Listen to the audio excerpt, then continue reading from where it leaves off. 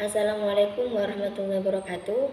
Perkenalkan, saya Ella Faroha dari kelas Matematika 3. Di sini saya akan menjelaskan materi tentang limit fungsi aljabar. Langsung saja, untuk lebih paham kita bahas bersama-sama. Sebelum membahas lebih jauh tentang limit, apakah kalian sudah paham apakah limit itu? Jadi limit adalah suatu batasan yang mendekati nilai tertentu. Maksudnya itu sesuatu yang dekat namun tidak dicapai. Itu disebut dengan limit. Konsep dasar limit itu sendiri yaitu limit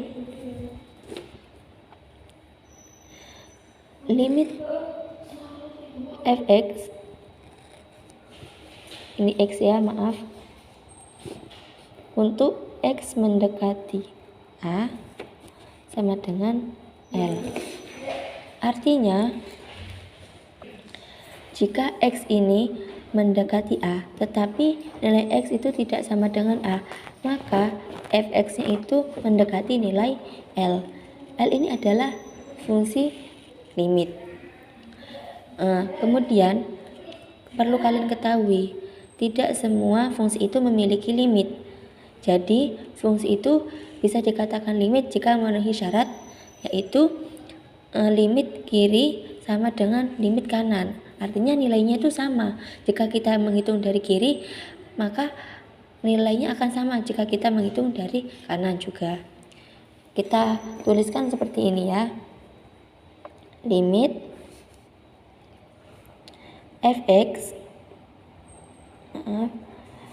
untuk x mendekati A pangkat min.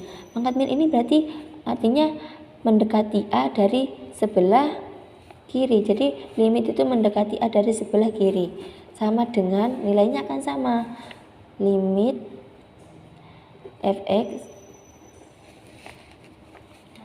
untuk x mendekati A dari sebelah kanan. Jadi kalau pangkat min ini mendekati dari sebelah kiri, jika sepangkat positif ini berarti mendekati dari sebelah kanan. Kemudian untuk kalian lebih paham menghitung dari sebelah kiri, dari sebelah kanan, saya mempunyai contoh, yaitu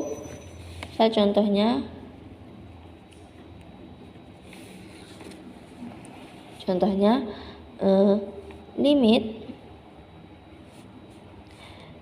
x pangkat 2 min 1 per x min 1 untuk x mendekati 1. Jadi ini kita langsung substitusikan. Langsung kita masukkan x-nya itu 1, angka 1. X pangkat 1, x-nya tadi kan 1. Jadi x-nya 1 pangkat 2 min 1 per x-nya 1 min 1 sama dengan ini 0 per 0. Nah, ini akan terdefinisi untuk semua x bilangan real. Untuk x bilangan real, kecuali x sama dengan 1. Ya, jadi kan ini kalau x sama dengan 1 tidak menunjukkan, tidak terdefinisi. Jadi meskipun fungsi ini tidak terdefinisi untuk x sama dengan 1, tapi ketika x mendekati 1, maka fx ini akan mendekati suatu nilai. Untuk lebih paham, kita akan menggunakan sebuah tabel berikut ini. Jadi di sini saya sudah menyiapkan sebuah tabel, yang mana tadi kan jika x-nya itu adalah 1, maka nilainya tidak terdefinisi. Nah, tetapi ketika kita menilai x-nya dari sebelah kiri, jadi kita mulai dari 0,8, 0,9, 0,999 dan seterusnya. Kalau dari sebelah kanan kita dari 1,2, 1,1, 1,01 dan seterusnya.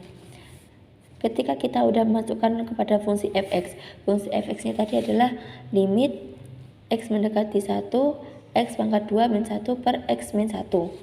Ini kita peroleh nilainya, yaitu tadi saya sudah menghitung kalau untuk 0,8 itu hasilnya 1,8. Kalau tadi kemudian untuk 0,9 itu hasilnya 1,9, dan untuk 0,99 itu hasilnya 1,99. Jadi ini kita nanti substitusikan kepada ini. Kalau 1,2 saya substitusikan kepada limit X pangkat 2 min 1 per X min 1, hasilnya 2,2. Yang 1,1 2,1, yang 1,01 2,01. Nah, hal ini menunjukkan bahwa apa? Ketika kita menghitung dari sebelah kiri, mencari nilai fungsi f(x) dari sebelah kiri, ini menunjukkan bahwa nilainya ini semakin mendekati 2. Kita tuliskan limit x mendekati 1 dari sebelah kiri, X pangkat 2 min 1 per X min 1 sama dengan, kalau dari sebelah kiri berarti menunjukkan angka 2. Ini akan sama dengan limit X mendekati 1 dari sebelah kanan, X pangkat 2 min 1 per X min 1 sama dengan 2. Karena ini nilainya akan mendekati ke nilai 2, semakin mendekati 2. Nah, ini menunjukkan bahwa limit kiri sama dengan limit kanan, gitu. Setelah kita membahas tentang konsep dasar limit tadi, apa pengertian limit, selanjutnya kita akan membahas tentang sifat-sifat limit. Ada beberapa sifat-sifat limit. Yang pertama, sifat limit. Yang pertama, sifat limit yang pertama itu limit X mendekati C konstanta, K konstanta juga, maka nilainya ini adalah konstanta itu sendiri. Semisal contohnya K-nya ini konstantanya ini adalah 10, maka nilai limit X mendekati C ini adalah 10. Contohnya, misal limit X mendekati 5, maka nilainya adalah konstanta itu sendiri, yaitu 5. Maaf, tidak kelihatan. Soal yang kedua, sifat yang kedua yaitu limit X mendekati C mendekati konstanta X, maka nilainya adalah C itu sendiri. Karena nilai X ini tadi adalah C, nilai konstanta, jadi nilainya adalah C.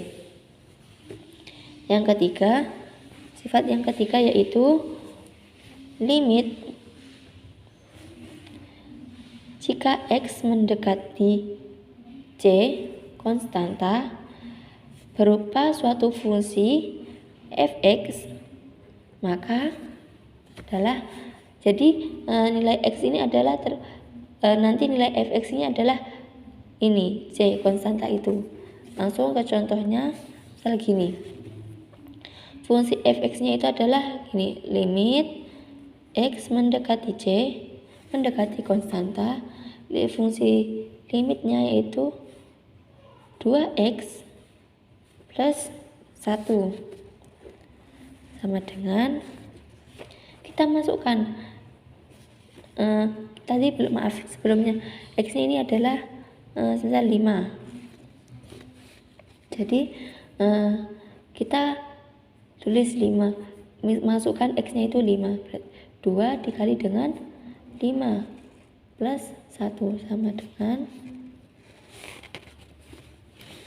2 kali 5 adalah 10 tambah 1 11. Ini karena tadi nilai fungsinya itu adalah, nilai fungsi f(x) nya adalah 2x plus 1, maka x nya itu akan diganti dengan konstanta yaitu 5.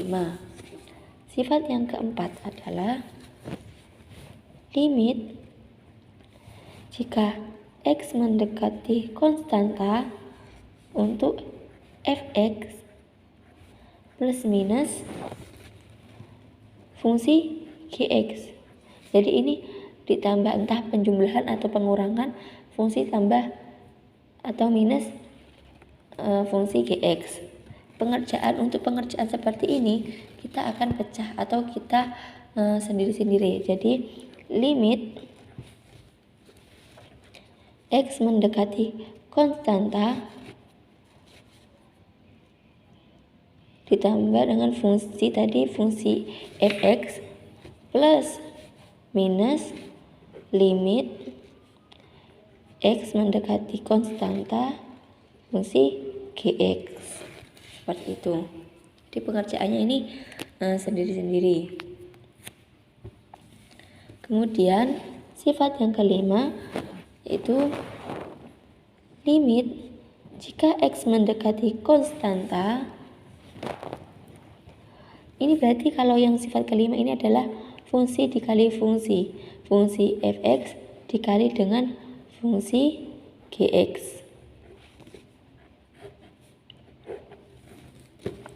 Pengerjaannya sama, yaitu dengan cara sendiri-sendiri atau dipecah. Jadi limit jika X mendekati konstanta fx dikali dengan limit X mendekati konstanta fungsi Gx. Fungsi Gx. Langsung sifat yang keenam yaitu limit X mendekati konstanta fx dibagi dengan, ini berarti fungsi dibagi dengan fungsi, itu fungsi fx dibagi dengan fungsi Gx. Nah, untuk pengerjaan seperti ini, jika ini kan Gx adalah penyebutnya, jika Gx-nya ini adalah bernilai 0, maka tidak boleh, maka ini akan dilakukan cara pemfaktoran. Jadi untuk pengerjaan seperti ini, jika nilai penyebutnya atau Gx-nya ini adalah 0, maka akan dilakukan suatu metode pemfaktoran. Yang ke-7, sifat ke-7 yaitu limit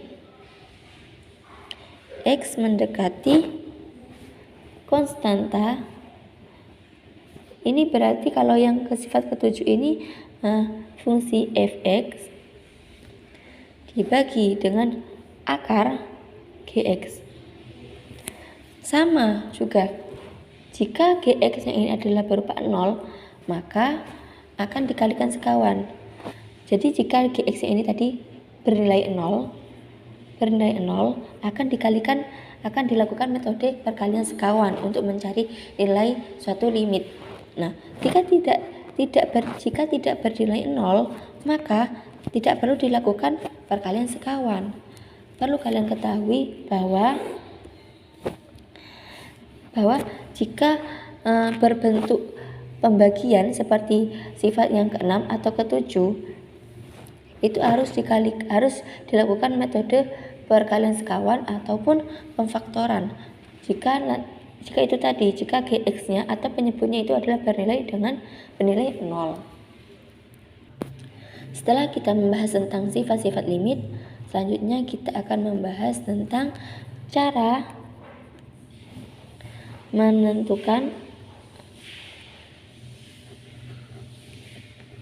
atau mencari nilai fungsi limit.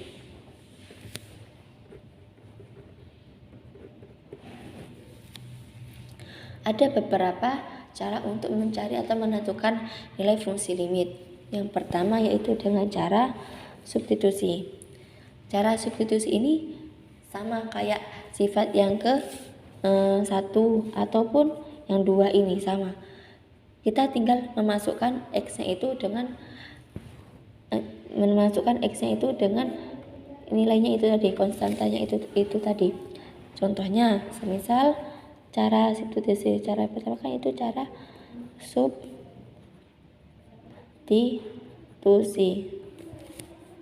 Contohnya limit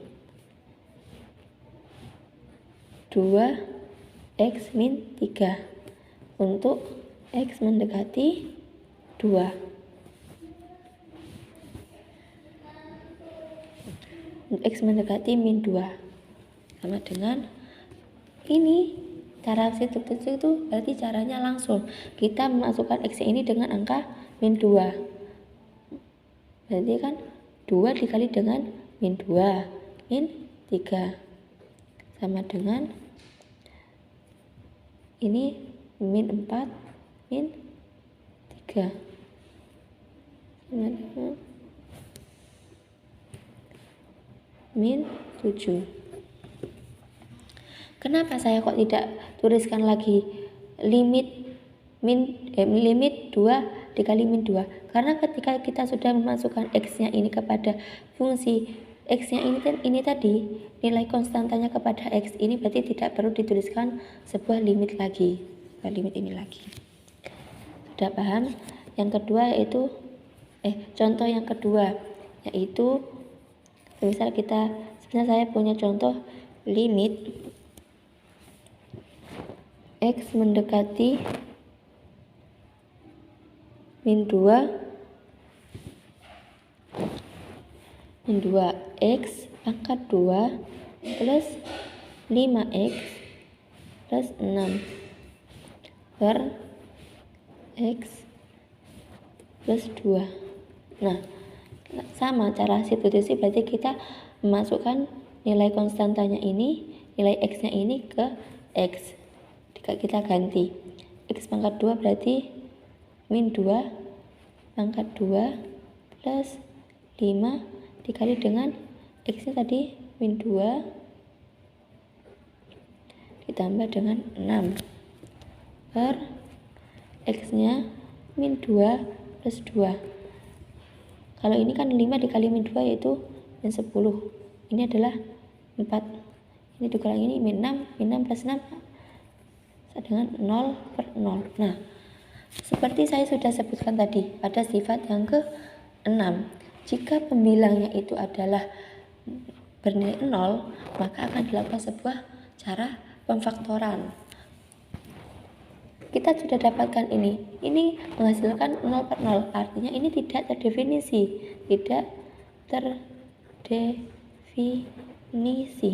maka ini perlu dilakukan dengan cara pemfaktoran. Untuk kita lebih lanjut mempelajari tentang cara faktoran, saya mempunyai contoh seperti ini. Limit x mendekati 3 x pangkat 2 min 9 per x pangkat 2 min 3x sama dengan, kan kalau kita substitusikan ini kan berarti 3-nya x-nya itu 3 pangkat 2 min 9 per x-nya 3 pangkat 2 min 3 dikali 3 sama dengan ini 0 per 0. Ini tidak terdefinisi juga, jadi perlu dilakukan cara pemfaktoran. Gimana caranya? Langsung saja. Ini kita bisa menggunakan rumus selisih 2 kuadrat. Kita kan pasti sudah pelajari dulu bagaimana rumus selisih 2 kuadrat. Nah, ini nilai ini x pangkat 2 min 9 ini kan sama dengan x pangkat 2 min 3 pangkat 2. Artinya kita bisa menggunakan seperti ini.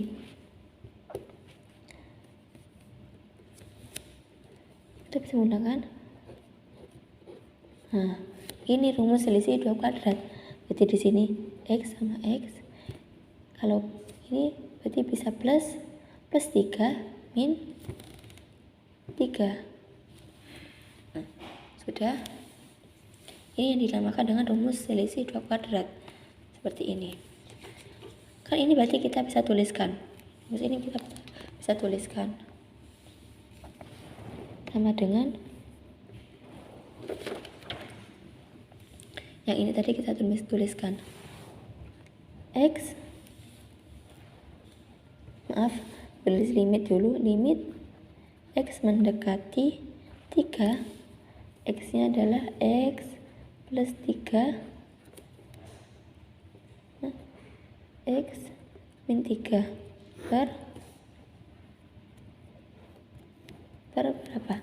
Nih, X pangkat 2 min 3X. X-nya ini kan pangkat 2, berarti ini boleh salah satu, tulis di luar. X-nya berarti kan 1.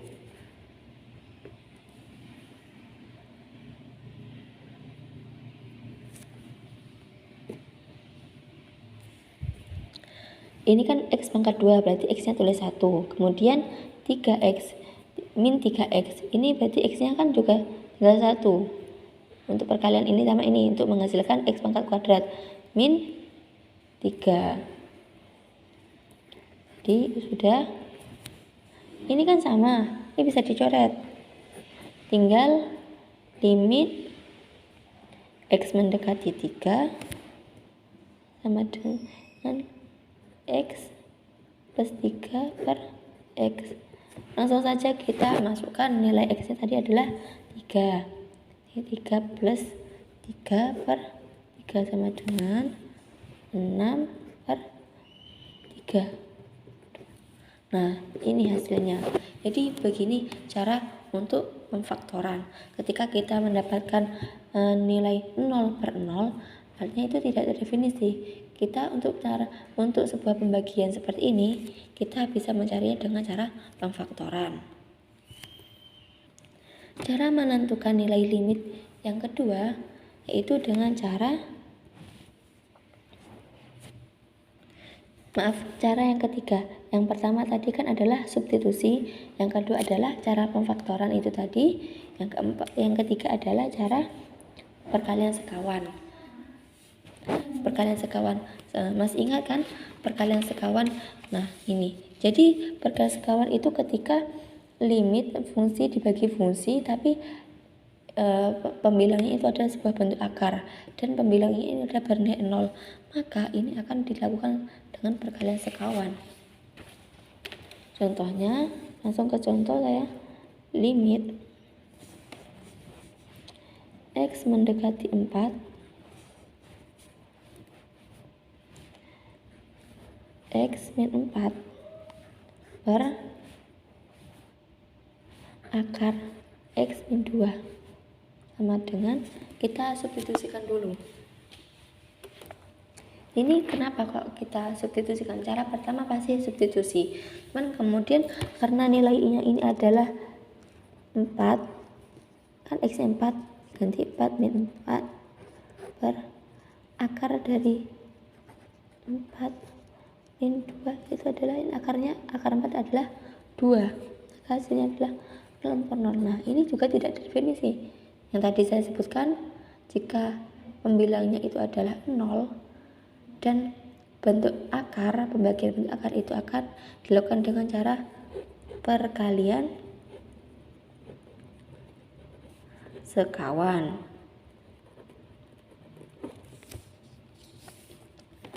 Langsung saja kita kalikan sekawan. Limit X mendekati 4 X min 4 per akar X min 2. Untuk perkalian sekawan, kita perhatikan dengan pembilangnya ini. Penyebutnya ini kan min, berarti kita akan kalikan dengan penyebutnya ini. Cuman ini diganti dengan nilai plus, jadi dikalikan dengan penyebutnya yaitu akar X min plus 2 per akar X plus 2 sama dengan limit X mendekati 4. Kita tetap perhatikan ini, kita kalikan, itu X min 4 kali dengan akar X plus 2 per akar X min 2 dikali dengan akar X plus 2. Kita ini akan mengalihkan penyebutnya. Kita akan mengalihkan penyebutnya. Jadi untuk pembilangnya ini tetap. Jadi penyebutnya ini yang kita akan kalikan. Jadi tadi pembilangnya itu tetap limit X mendekati 4 X min 4 tetap kita tulis akar X plus 2 per dikalikan berarti gini, set ini X, akar X kali akar X adalah X, kemudian ini dikali dengan ini itu plus 2 akar X, ini dikali dengan ini min 2 akar X, ini adalah min 4. 2 dikali min 2 dikali 2 dengan 4. Kemudian limit X plus X mendekati 4 kan ini sama, ini bisa dicoret, ini habis, berarti tinggal X min 4 dikali dengan akar X plus 2 per X min 4. Nah, sudah kelihatan. Ini kan juga sama, bisa dicoret lagi. Berarti sisa limit X mendekati 4 X akar X plus 2. Langsung kita substitusikan akar X itu tadi akarnya adalah 4. Akar 4 plus 2. Akar 4 berapa? 2. 2 plus 2 sama dengan 4. Maka ditemukan nilainya adalah 4. Cukup sekian pemaparan materi tentang limit fungsi aljabar dari saya. Jika kurang paham atau bagaimana kurang jelas, bisa ditanyakan langsung kepada saya. Wassalamualaikum warahmatullahi wabarakatuh.